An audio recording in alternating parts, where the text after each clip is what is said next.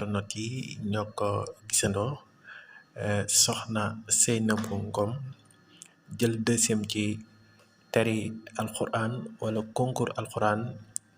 concours international bi doon am fële ci Malaisie mu jël li nga xam ne moo di ñaareelu place bi doon lu am solo waaye doon loo xam ni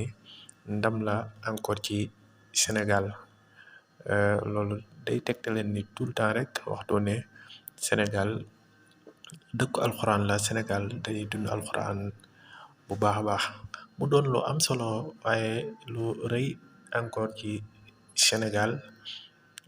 di gën a feddale ni Sénégal dëkku alxuraan la waaye di ko ñaanal moom soxna Seynabou Ngom ginnaaw ba ñu ko félicité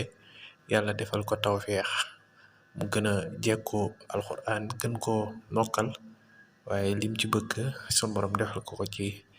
barakati Seexul Xadim mu doon loo xam ni ñëpp kontaan nañ ci Sénégalais yëpp ci kontaan ndax loo xam ni ay dëkk yu baree bari ñoo fay daje yow nga jël ñaareelu place bi def naa loolu jàmbaar dëgg moo koy maye kon ñu ngi koy ñaanal moom soxna Seynabou Ngom yàlla def ko magum diine waaye magum l'islam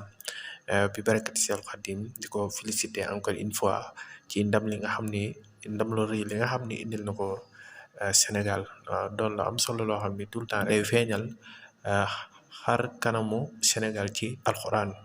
di wane ni tout le temps ndax bu ñu demee sa concours international Sénégal bu ca demee rek dana ca wane jomam ba mat sëkk su jëlul premier jël deuxième bi wala troisième bi loolu def naa lu am solo la ci xar kanamu Sénégal rawatina nag ci lu jëm ci alxuraanul karim kon ñu ngi koy jaajëfal di ko ñaanal yàlla gën koo sàmm te dëgëral ko ndax ndam li mu indil ndam lu rëy la